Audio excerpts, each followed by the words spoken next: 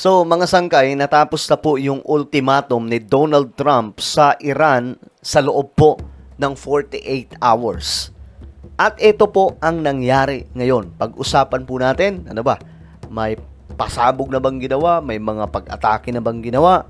Mga sangkay, naku, naglabasan po ang sobrang daming mga Iranian, mga sangkay nakakampi ng Iranian regime. Pero itong maraming crowd, ayon nga po sa mga Iranian, ilang percent lamang po yan kumpara sa mas maraming mga Iranian na ayaw po sa Iranian regime. Pag-usapan po natin yan, guys. Anyway, bago tayo magtuloy-tuloy sa mga hindi pa po dyan nakakapag-subscribe sa ating YouTube channel, Sankay World Talks, no? Makikita nyo po yung subscribe button sa baba ng video na to. I-click nyo lamang po yung subscribe, i-click ang bell, at i-click nyo po yung all.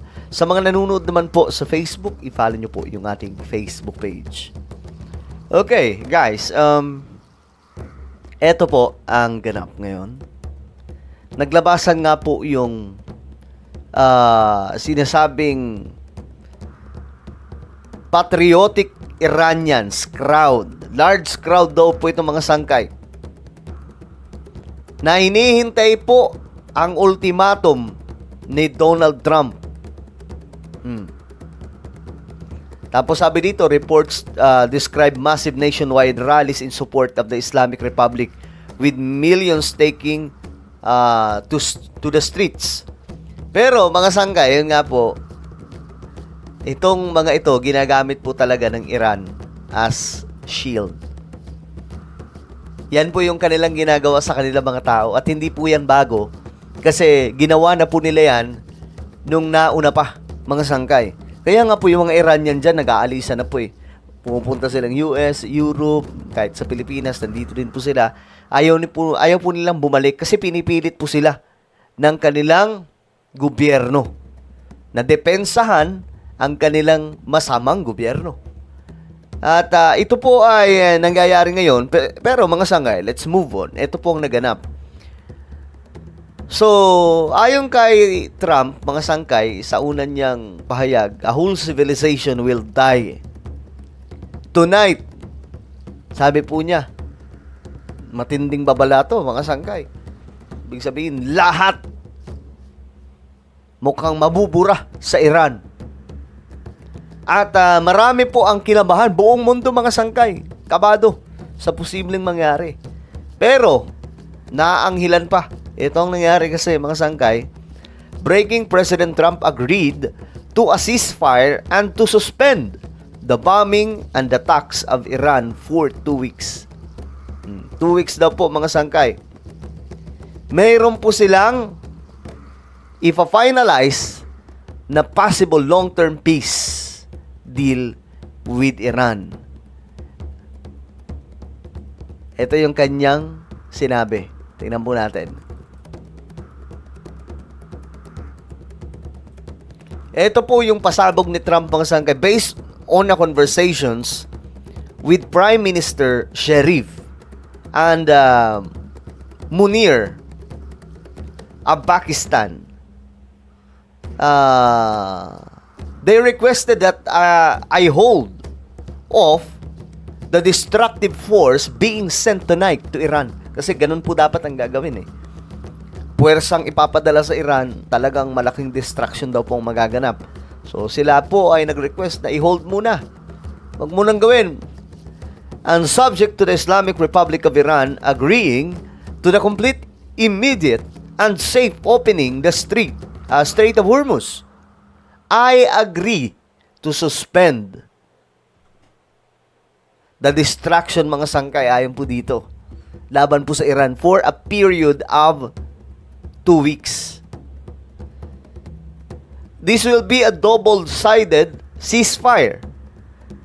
The reason for doing so is that we have already met and exceeded all military objectives. Ngayon, mga sangkay, kinumpirma po ito.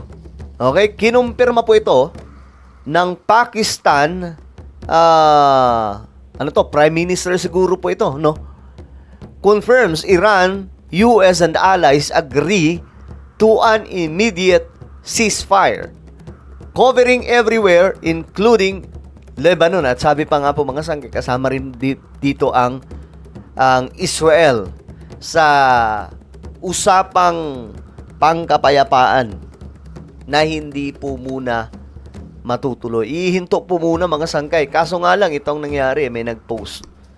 Sabi dito sa post, kasama naman pala ang Israel. Kasi, ayan po, Iran approved the ceasefire, Israel also included. Pero sabi dito, kasama naman pala ang Israel sa ceasefire. Tapos sabi ng Prime Minister ng Pakistan, effective immediately. Pero, after mag-announce ni President Trump, inulan ng Israel ng mga ballistic missile galing sa Iran. Ngayon nga mga sangkay, baka nga nagyayabang na naman ng Iran eh. Baka sasabihin na naman nila, kita nyo, yung si Trump, naduwag. Kasi hindi tinuloy ang kanyang plano. Kasi nga matatalo sila. Diba ganun laging sinasabi ng Iran, aasarin na naman po si Donald Trump. Pero at least, kinumpirma po ito ng Prime Minister ng Pakistan. So kung ganun ang kanilang gagawin, baka tuluyan talaga sila ng Amerika. Baka tuluyan talaga sila. Kahit pa sabihin natin na, kasi may mga pinipilit po ng Iran yung mga tao nila na magbitbit ng armas para labanan po ang Amerika. Pinipilit po. At totoo po itong nangyayari doon sa US.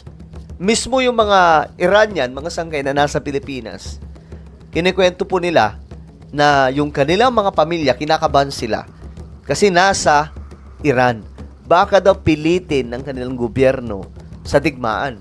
So yun ang kanilang problema mga sangkay. At ngayon, mukhang nakikita po natin na mukhang yun pong ginagawa.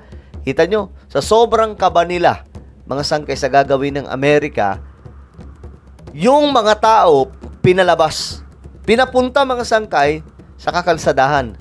Ang reason nila, para daw po ito sa suporta. No? Para sa suporta sa kanilang bansa. Pero mga sangkay, tingin ko ano tawag dito? Sinasabotan sila ng kanilang gobyerno. Na kunwari, ito ay para sa Ito ay para sa atin lahat. Pero mga sangkay, pinipilit lamang po sila na pumunta sa kakalsadahan para lamang maproteksyonan yung kanilang government. So ngayon, ito na po ang nangyari. Hindi po natuloy. Kinabahan na nga ako. Sabi ko, naklang to ko, mukhang magbabagsak yung Amerika ng nuclear weapon. Kapag ginawa ito, talagang totoo ang sinasabi niya na mala-impyerno yung pag-atake na gagawin ng Amerika. Buti na lang mga sangkay, ito nang nangyari.